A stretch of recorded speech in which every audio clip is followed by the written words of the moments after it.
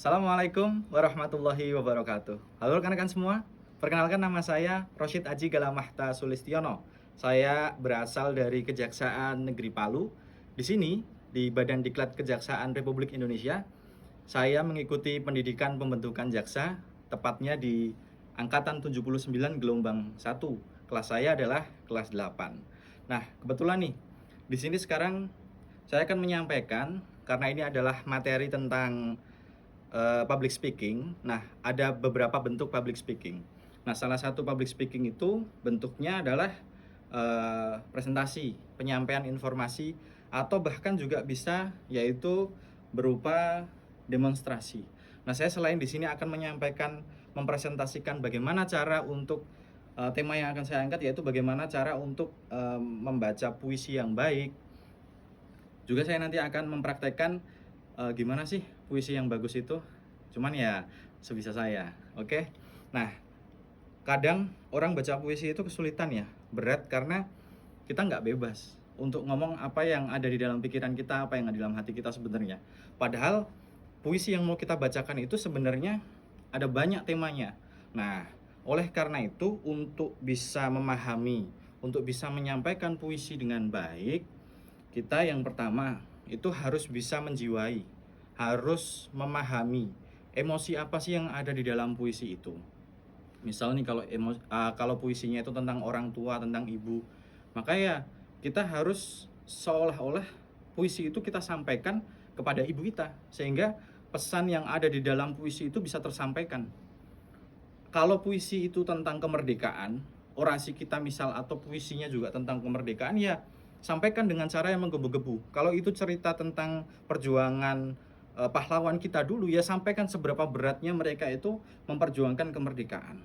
Kalau kita menyampaikan itu tapi hati kita nggak connect, kita nggak bisa menyampaikan itu ke audiens, maka puisi kita nanti akan datar-datar saja. Ataupun public speaking kita, apapun itu bentuknya, nanti pasti akan datar. Kemudian yang kedua, intonasi tentunya, naik turunnya suara. Nah, ini sangat terpengaruh oleh pemahaman kita, konektivitas kita terhadap pesan yang akan kita sampaikan dalam puisi itu. Yang ketiga, jangan lupa mimik wajah. Jadi, kalau dari awal datang, kemudian ekspresinya sudah tegang, kaku, atau mungkin datar-datar aja, ya nggak akan kesampaikan. Bahkan orang yang dengar itu, apaan sih ini? Nah, yang keempat, gestur. Gestur itu ya ini, gerakan tubuh. Nah, sekarang saya akan mempraktekkan puisi tentang ibu. Nah, untuk menyampaikan puisi tentang seorang ibu, kita harus tahu nih, ini mungkin untuk teman-teman yang ada, siswa-siswa kejaksaan, siswa-siswa PPPJ semua, perjuangan kita sampai sejauh ini tidak luput dari doa orang tua, terutama seorang ibu. Kadang nih, kita di sini sudah dalam keadaan sehat, nggak sadar ternyata di belakang kita, orang tua kita, bapak, bahkan ibu kita, mereka terus berdoa untuk kita supaya kita bisa melaksanakan PPPJ dalam keadaan sehat, dalam keadaan semangat, nggak sakit sama sekali, dan bahkan berdoa anaknya bisa lulus, bisa mendapatkan nilai yang terbaik. Walaupun kita tidak sadar bahwa ternyata di belakang orang tua kita seperti itu.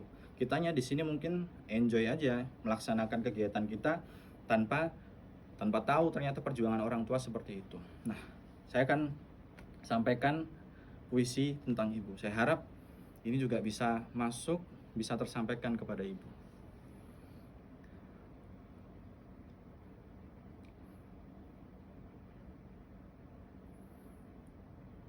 Ibu, di sini kutulis cerita tentangmu. Nafas yang tak pernah terjerat dusta, tekad yang tak koyak oleh seberat berat pun sakitnya, kau tetap penuh cinta.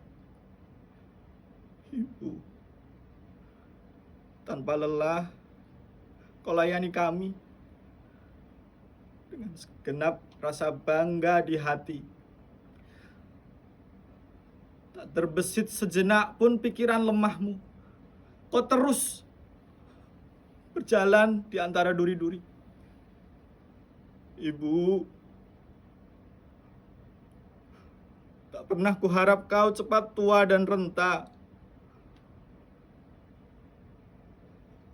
Tak pernah ku ingin kau lelah dalam usia.